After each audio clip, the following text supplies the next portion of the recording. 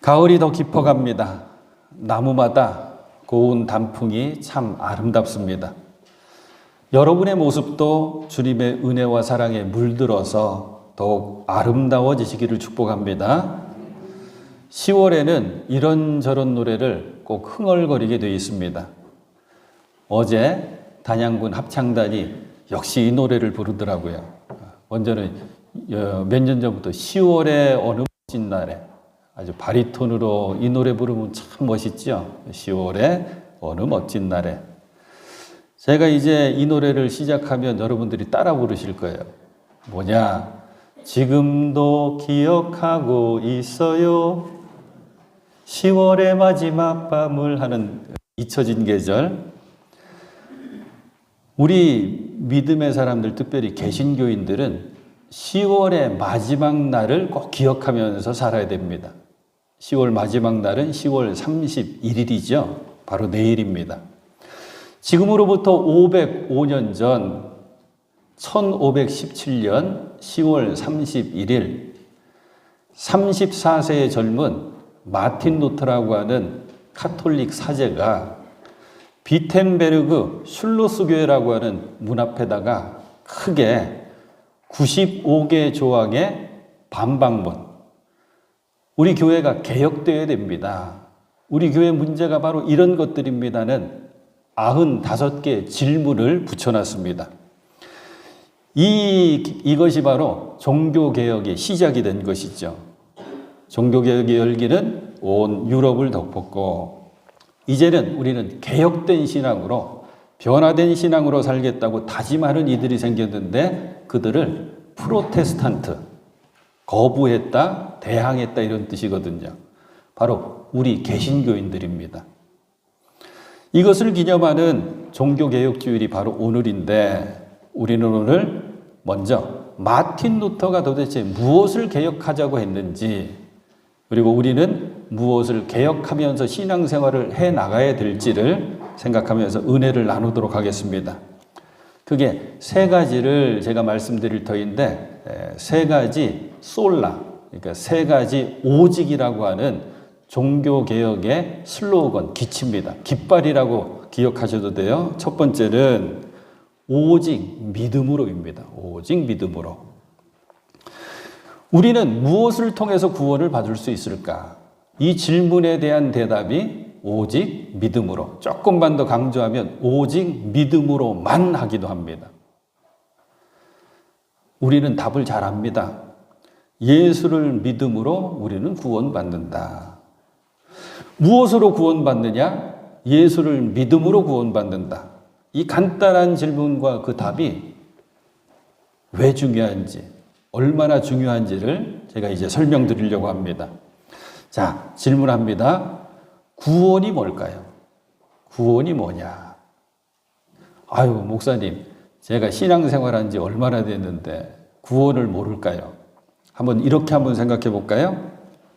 아직 예수를 영접하지 않은, 예수를 믿지 않은 여러분 주변에 지인들이 있다고 한번 생각해 봅니다. 그럼 여러분 마음속에는 내가 그 사람 때가 되면 언제 꼭 한번 전도를 해야지, 이런 마음을 갖게 되거든요. 그분을 떠올리시면서 그분과 함께 이런저런 이야기를 만나서 하다가 그분이 문득 참 나 궁금한 게 하나 있어. 뭔데? 구원이 뭐야? 교회에 가서 구원받아야 된다고 하잖아. 구원이 뭐야? 질문할 수가 있단 말이에요. 그분들은 예수를 믿고 예수를 그리스도로 고백한다, 이런 표현도 이런 신앙의 언어도 모르기 때문에 교회에 가서 구원받아야 되는데 구원이 뭐야? 질문할 수가 있단 말이에요. 여기 우리가 답을 할 수 있어야 합니다. 그래서 쉽지가 않다는 거거든요. 구원 그러면 우리 한국 교회사에 또 재밌는 이야기거리가 하나 있는데, 서양 선교사님들이 조선 땅에 오셨잖아요. 여러 가지 애를 쓰면서 복음을 전하는데 가장 먼저 하시는 일은 음식 문화도 익히고, 그분들이 최고 힘들었던 게 뭐냐면 의자에 앉지 않고 바닥에 앉는 거래요. 양반다리하고 바닥에 앉는 거, 이것도 훈련하고, 특별히 이제 말을 배우는 거지, 언어를. 어눌한 우리말로 지역 다니면서 복음을 전합니다. 예수 믿고 구원받으세요. 몇 월 며칠 어느 교회에 다 오십시오. 우리 함께 예배드리고 예수 믿고 구원받으세요. 우리 선조들은 서양 사람들의 모습 자체가 신기한 거예요. 키는 우리보다 머리 하나는 더 크지요. 머리가 어떻게 검은색이 아니라 저렇게 금발 높은 머리일 수가 있어. 코는 왜 그렇게 높아요? 눈도 색깔이 파랗고 그냥 구경거리입니다. 그런데 그분들이 어눌한 말로 예수 믿고 구원받으세요. 몇 월 며칠 어느 교회에 오십시오. 이 이야기를 하니까 동네 사람들이 다 왔대요. 다 와가지고 함께 예배드리고 또 복음을 전했겠죠. 그리고 이제 돌아갈 시간이 됐는데 이분들이 집에 가시지를 않는 거예요. 계속 예배당에 주저앉아 있으면서 뭐라고 중얼중얼 거리는데 용기 있는 한 분이 먼저 손들고, 아니 그런데 우리한테 구원받으라고 그렇게 얘기하더니 왜 구원은 안 주냐고. 당시 속값이 10원이었대요. 저 서양 선교사들, 저 야소교 믿으라고 하는 저 사람들이 부장가 보다. 그래서 교회 가면 소 한 마리 값 조금 안 되는 그 큰 돈을 주나 보다. 그리고 우리 조상들이 구원 달라고 막 했다는 그런 일화가 있거든요. 다시 돌아와서 질문할게요. 구원이 뭐냐? 가장 쉬운 답이 뭐냐면 천국 가는 거예요. 천국 가는 거. 잘못된 말 아닙니다. 가장 쉬운 답. 이거를 줄여가지고 전도 다닌다 그러면서 하시는 분들이 팻말에다가 꼭 쓰는 거 있죠? 예수, 천국, 불신, 지옥. 이 얘기 하는 거예요. 근데 너무 줄여놔가지고 무슨 말인지도 모르겠고 괜히 협박하는 것 같고, 그죠? 그러면 조금 더 넓게 생각해 볼게요. 구원은 건져낸다고 하는 뜻입니다. 구해낸다고 하는 뜻이거든요. 어디에서 건지움을 받아야 되느냐? 우리 모두는 죄인이거든요. 죄에서 건지움을 받아야 됩니다. 죄의 삭슨, 죄의 결과는 사망이죠. 그러니까 사망에서 또 생명으로 건지움을 받아야 되고, 여기까지만 생각해도 좋은데 조금 더 넓게 생각해 보면 우리가 인생을 살다가 아이고 죽겠다. 아유 너무너무 힘들어. 그리고 실질적으로도 아주 죽을 정도로 힘든 때들이 있단 말이에요. 순간들이. 예를 들어 볼게요.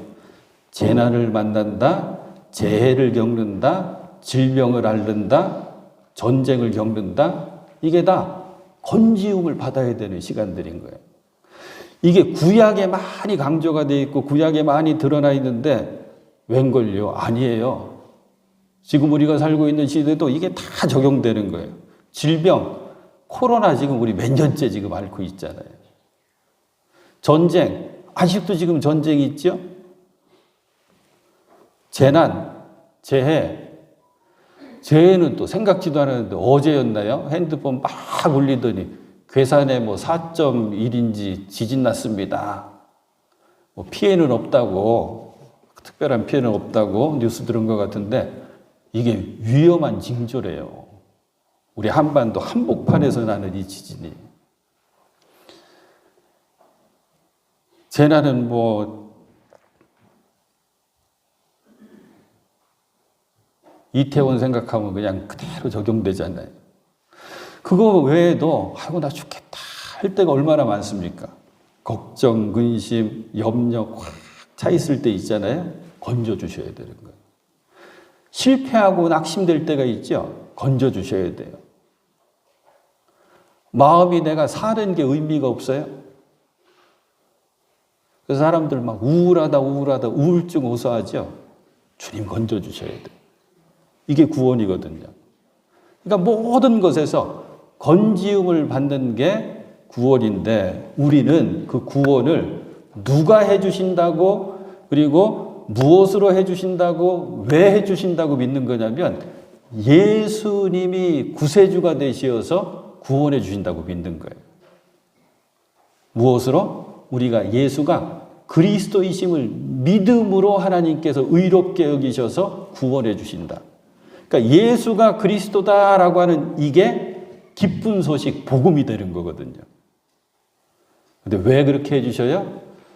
하나님께서 세상을, 우리가 살고 있는, 우리가 포함되어 있는 이 세상을 이토록 사랑하셔서.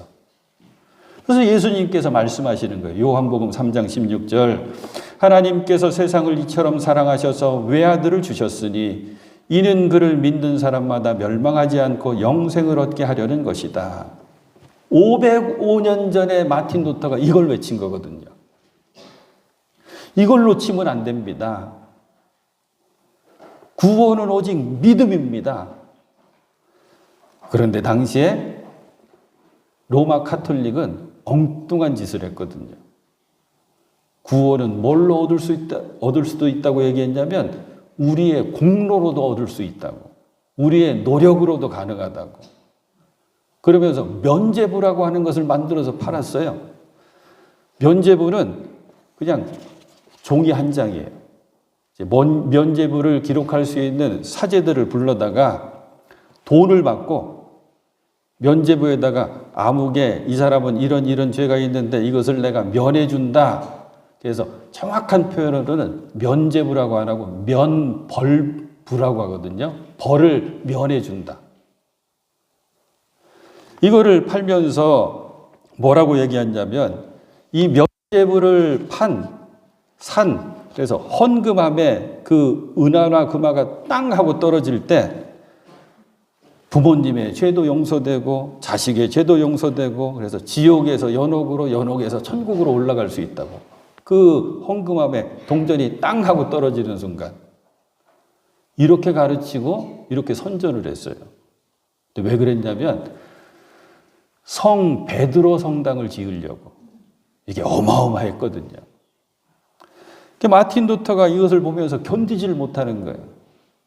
그래서 95개조의 반박문을 하나씩 기록하면서 가장 중요한 핵심이 도대체 성경 어느 곳에 면죄부를 사면 죄를 용서받을 수 있다고 하는 구절이 있습니까?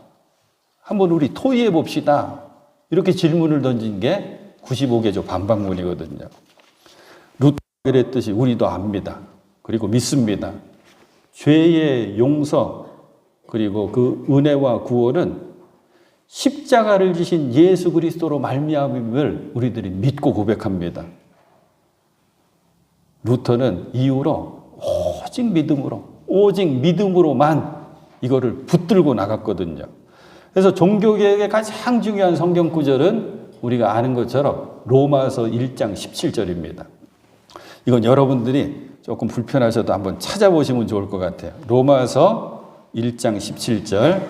제가 요 성경 구절을 여러분들이 지금 보고 있는 또 제가 펼쳐놓고 있는 새번역 성경으로 한번 읽을 거고 그리고 우리가 익숙한 개역 성경으로 다시 읽을 거예요. 그런데 묘하게 똑같은 성경 구절인데 둘 사이에 차이점이 있습니다.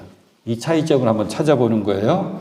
먼저 여러분들이 다 찾으신 것 같은데 제가 읽어드립니다. 로마서 1장 17절 새번역 성경. 하나님의 의가 복음 속에 나타납니다.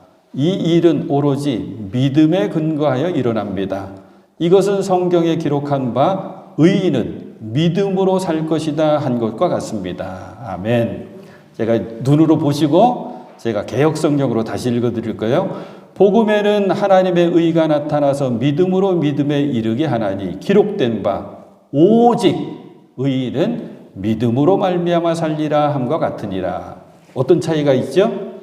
오직이 들어가 있느냐 빠져 있느냐. 원래 이 말씀은 하박국서에 있는 말씀인데 오직이 없어요. 근데 루터가 독일어로 성경을 번역하게 되는데 그 성경 번역을 하면서 여기다가 오직을 집어넣어 버린 거예요. 왜? 강조하고 싶어서. 여러분들은 오직 믿음으로만 구원받습니다. 이 얘기를 하고 싶은 거예요. 그런데 왜 여러분들은 오직 믿음인데 다른 것으로 구원받는다고 이야기합니까? 사랑하는 여러분, 오직 믿음 꼭 마음속에 새겨놓고 붙드시길 바랍니다. 자, 그러면 이제 믿음이 뭔지도 우리가 알아야 돼요. 믿습니다. 그리고 아멘. 이게 우리 늘 하는 고백인데 그 믿음이 뭐냐? 가장 여러분들이 기억하시기 좋은 건 뭐냐면 신뢰하는 거예요. 하나님께서 우리를 얼마나 사랑하시는지, 그리고 그 하나님께서 예수 그리스도를 이 땅에 보내주셔서 십자가를 감당해 하셨는지, 그래서 예수가 나의 그리스도, 메시아, 구세주가 되시는지 이것을 신뢰하는 것. 그래서 더 나아가서 예수님께서 아버지 하나님을 신뢰하고 나갔던 그 길을 나도 따라가겠습니다. 왜? 신뢰하니까. 이게 우리의 믿음이 되어야 될 텐데, 믿음 이야기할 때 제가 가끔씩 소개하는 재밌는 얘기 하나 있어요. 요걸 이야기해 드리면 믿음을 잘 이해하시더라고. 산길에 또 아주 꼬불꼬불하고 아주 벼랑도 있고 포장도 되지 않은 그 위험한 산길에 차가 한 대, 버스가 한 대 지나갑니다. 버스에 승객들이 꽤 많이 타고 있어요.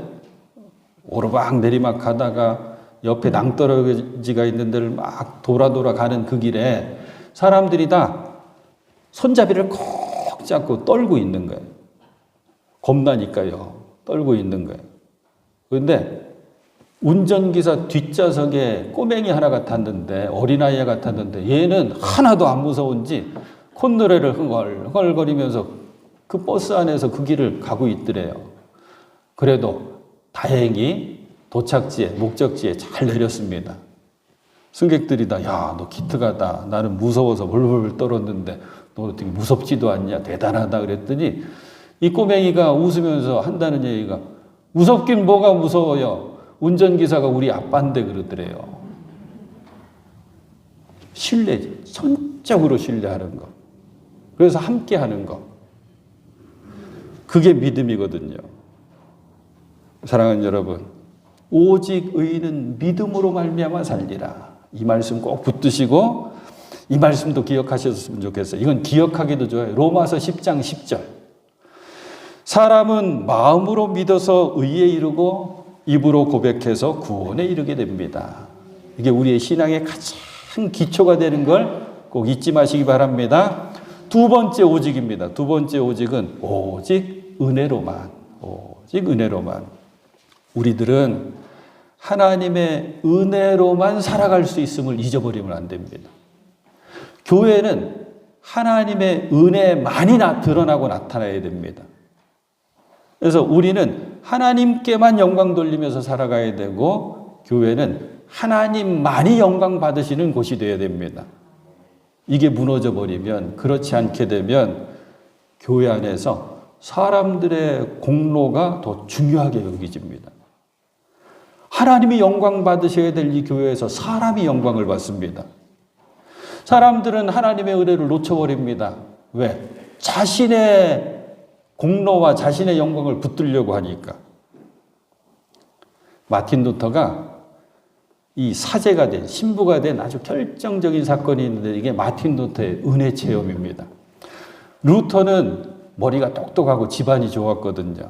아버지가 너 법대에 가지고 법학자가 됐든지 아니면 법관이 되든지 해야지 성공한다 그러면서 이 법학대학교에 보냈어요. 어린 나이에 이 대학에서 이제 공부를 하다가 방학 때가 됐는데 집으로, 고향으로 돌아왔다가 다시 학교로 가는 그 길에 천둥 번개를 막 치고 있는 큰 비를 갑자기 만납니다. 사방이 캄캄해졌어요. 그리고 천둥과 함께 번개가 내리치는데 이 마틴 루터가 두려워서 어쩔 줄 모르는 거예요. 그 자리에 두려움에 벌벌 떨리면서 기도를 하기 시작합니다. 뭐라고 기도했냐면 성 안나요. 이 성 안나는 세인트 안나. 안나는 뭐냐면 당시에 광부들의 수호성인이었대요. 부르면서 저에게 힘을 주소서, 저를 살려주옵소서. 그렇게 하신다면 저는 수도자가 되겠습니다. 성직자가 되겠습니다. 이렇게 기도를 한 거예요. 그래서 법학에서 신학으로 방향을 바꿉니다. 수사가 되고, 그리고 성직자가 되고, 나중에는 신학대학교에 이제 교수까지 하게 되는 거죠. 루터는 아주 어려서부터 구원에 대한 관심이 깊었습니다. 어떻게 하면 내가 구원받을까? 당시에 할 수 있는 신앙의 여러 가지 훈련들은 다 해봤습니다. 하지만 마음 한구석에 이래도 저래도 나는 죄인인데 하는 마음이 사라지지가 않는 거예요. 그럴 때 그는 말씀 하나를 꼭 붙잡게 됐는데 그게 바로 로마서 1장 17절 소개해드린 말씀입니다. 오직 의인은 믿음으로 말미암아 살리라. 이 말씀을 붙잡게 되면서 하나님께서 나를 구원해 주시는 것은 전적으로 하나님의 은혜구나. 다른 게 아무것도 필요 없구나. 오직 믿음으로만 하는 얘기는 뭐냐면 구원에는 다른 게 필요 없다는 거예요. 믿음 외에는 다른 게. 마찬가지로 은혜로 하나님께서 나를 구원해 주셨구나. 이것을 고백하게 되죠. 이 말씀 가운데 가장 우리가 잘 알 수 있는 이 은혜와 그리고 믿음을 잘 표현한 그 말씀이 여러분 예배 시간마다 늘 보고 예배드리는 에베소서 2장 8절 말씀이에요. 자, 같이 한번 보도록 하겠습니다. 제가 크게 읽어드릴게요. 여러분은 믿음을 통하여 은혜로 구원을 얻었습니다. 이거 잊어버리시면 안 돼요. 우리는 믿음을 통하여 은혜로 구원을 얻었습니다. 이것은 여러분에게서 난 것이 아닙니다. 여러분의 공로도 아니고 여러분의 노력도 아니고 여러분의 애씀도 아닙니다. 하나님의 선물입니다. 조금만 더 쉽게 표현해 드릴게요. 구원이라고 하는 집을 들어가야 돼요. 하나님께서 우리들에게 믿음을 주셔서 믿음이라고 하는 문 앞까지 우리를 잘 데리고 오셨어요. 거기에 또 우리는 순종해가지고 딴 길 안 가고 믿음의 문 앞에 딱 섰어요. 그런데 열쇠를 열어야지 문을 열고 구원의 집 안으로 들어가죠. 그 열쇠가 은혜라는 거예요. 이 말씀 꼭 기억하셔야 돼요. 너무나도 중요한 말씀입니다. 여러분은 믿음을 통하여 은혜로 구원을 받았습니다. 이것은 여러분에게서 난 것이 아니고 하나님의 선물입니다. 말씀은 계속 이어져요. 그렇기 때문에 여러분은 자랑할 필요가 없습니다. 사랑하는 여러분, 저도 그리고 여러분들이 이 하나님의 은혜를 경험하며 살아갈 수 있기를 간절히 소망합니다. 하나님의 은혜를 경험한 사람은 이런 고백을 해요. 이게 뭐지? 나는 한 게 없는데? 왜? 선물이라고 하는 것은 내 공로가 없는데 주시는 거거든요. 그래서 아까 우리들이 불렀던 찬양, 이 찬송의 가사가 그대로 이 세상에 하나님보다 주님보다 귀한 것이 없어져요. 내게는 주님이, 하나님이, 예수님이 가장 귀합니다라고 하는 고백이 나오는 거거든요. 이런 은혜를 깨달은 사람의 특징, 절대 자기의 공로를 그리고 자신의 행위를 자랑하거나 내세우지 않습니다. 오직 하나님의 은혜만 드러내게 되어 있죠. 이걸 하나님만 자랑한다고 표현합니다. 사랑하는 여러분, 늘 하나님의 은혜에 대한 감사와 자랑이 풍성한 우리 교회가 꼭 돼야 될 줄로 믿습니다. 오직 은혜로만, 이거 꼭 기억하십시오. 세 번째, 오직 성경, 오직 말씀으로만입니다. 우리들의 삶의 기준은 말씀이지요. 하나님의 말씀입니다. 저와 여러분들은 하나님의 말씀을 붙들고 하나님의 말씀 안에서 하나님의 말씀대로 사는 거거든요. 그게 신앙생활. 저는 이 성경 말씀, 이 진리가 되고 생명이 되는 이 말씀을 표현한 것 중에 최근에 들으면서 가장 손뼉을 딱 쳤던 표현이 있는데 그 표현이 뭐냐면 어느 목사님이 설교하시면서 쓰신 거예요. 성경은 뭐냐? 다름 아닌 인생 설명서다. 인생 사용 설명서. 어떤 제품을 사면 포장지 안에 사용 설명서가 있죠. 그걸 꼼꼼히 봐야 됩니다.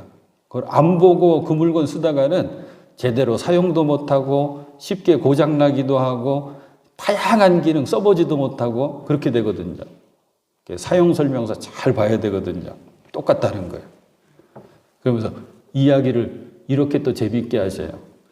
그런데 여러분의 인생이 단순합니까? 복잡합니까? 물어보는 거예요. 저도 물어볼게요. 여러분 인생 단순합니까? 복잡합니까?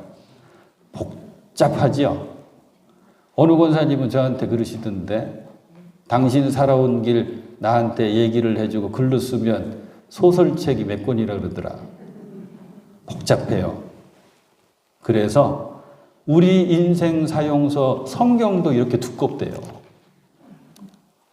그런데 인생 사용 설명서 잘 읽어야지 우리 인생 제대로 살 걸 아닙니까? 이걸 기준 삼아야지 우리 인생이 바르게 살아갈 수가 있거든요. 그런데 중세라고 표현되는 이 루터 시대에는 이 성경 말씀보다도 우선하는 게 생겼어요. 그 전통은 1000년을 이어왔습니다. 그건 뭐냐면 하나님의 말씀보다 어느 순간 더 위에가 있는 게 교황의 말이었어요. 사람의 말이었습니다. 교황은 모든 권위를 갖게 되고 권위는 권력과 함께 교황의 말 한마디가 온 교회와 성도들이 그 교회가 운영되고 살아가는 법이 되고 말았습니다. 심지어는 교황은 어떤 말을 할지라도 실수가 없는 존재다라고 하는 이야기를 하게 됐어요. 그걸 조금 어려운 말로 교황 무오설이라고 이야기합니다. 교황은 절대 실수할 일이 없다는 거예요. 이제 사람의 말, 교황의 말이 하나님의 말씀보다도 위에가 있는 거예요. 왜 그랬냐면 당시에는 사람들이 하나님의 말씀을 읽을 수 있는 방법이 없었습니다. 사제들이 라틴어로 전해주는 얘기만, 풀어주는 얘기만 들을 수밖에 없었어요. 왜 그러냐면 로마 가톨릭은 성경 말씀만큼은 라틴어, 사람들이 사용하지 않는 학문적인 언어, 라틴어로만 읽고 기록했고 전했거든요. 루터는 알았습니다. 이건 아니다. 오직 하나님의 말씀만이 우리 신앙의 기준, 삶의 기준이 되어야지 어떻게 사람의 말이 우리의 삶의 기준과 신앙의 기준이 될 수 있겠는가. 루터가 종교개혁 과정 가운데 가장 잘한 일이 뭐냐면 자기는 독일인이잖아요.